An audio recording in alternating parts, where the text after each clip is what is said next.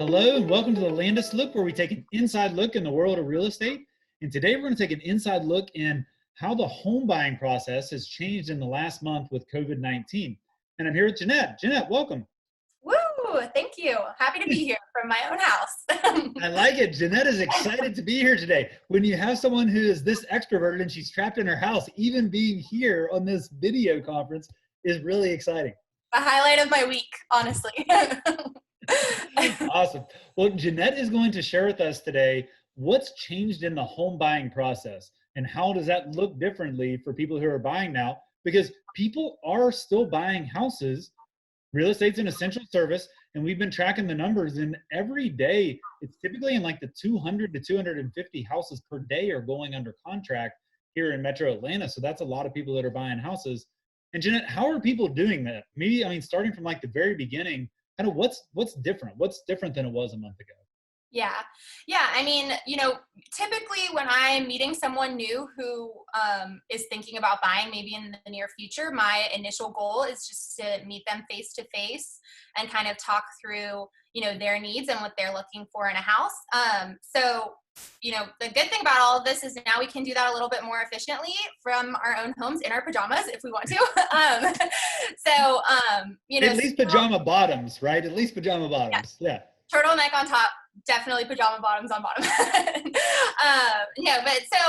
It's made it a little easier in that sense that from the get-go now, we can kind of hop on either a FaceTime or a Zoom call or whatever works best and really talk about the process itself and break it down on the front end so that there's no hiccups down the line. And then just walk through, again, the same thing that we would do in person, just talk through, what their goals are and what they're looking for and what would make the perfect home for them. Yeah. And so, usually after that first meeting where you're helping them get everything set up and helping them get connected with the lender and that sort of stuff, oftentimes you'll do an exploratory day with people where you spend a good amount of the day together actually going out to seeing houses. The exploratory day is different now than it was. It's my favorite day and it is gone. No, I think that, now it's just a little bit different. So most sellers are now either giving us, the listing agent will send over a link to a virtual tour of the home ahead of time. Or a buyer I might send them out and say, like, if you're looking in this specific neighborhood, why don't you go do a drive-by of these few houses that you want to see and see what the lot itself looks like. You can kind of see what the exterior condition of the house is, because as we know, pictures can be a little bit deceiving from time to time.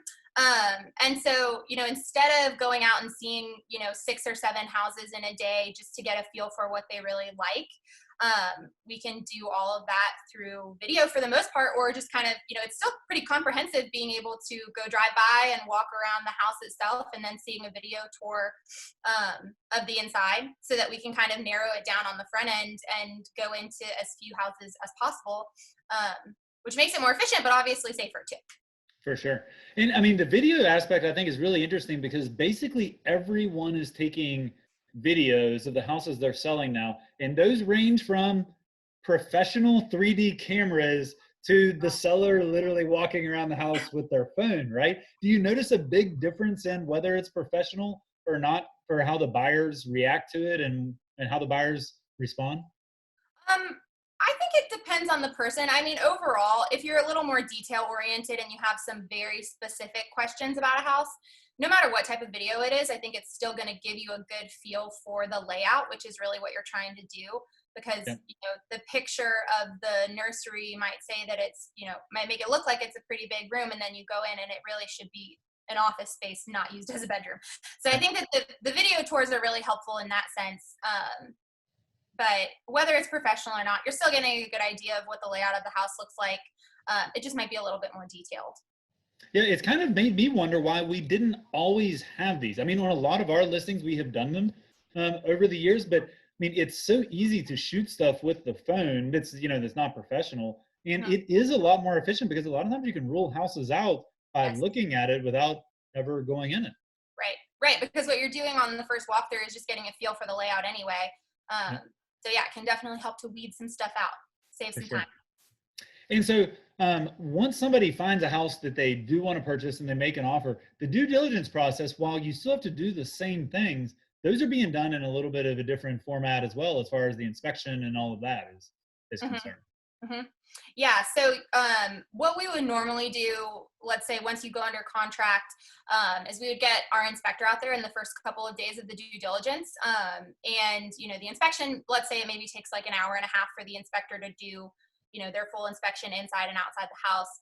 And then the buyer and myself would typically come to the inspection for the last 30 or so minutes just for a walkthrough. Mhm. To see, where the leak is under the sink or whatever it might be.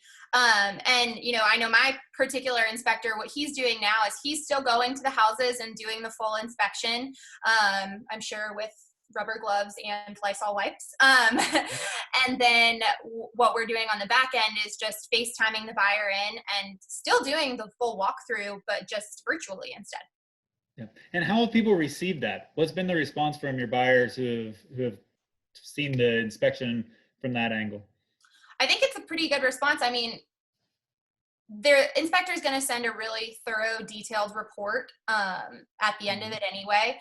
And so when they're still there walking you through everything, it's basically like you are still there, except you don't have to drive to the house and walk around with them. So it's still really thorough, and I've gotten a pretty good response from it.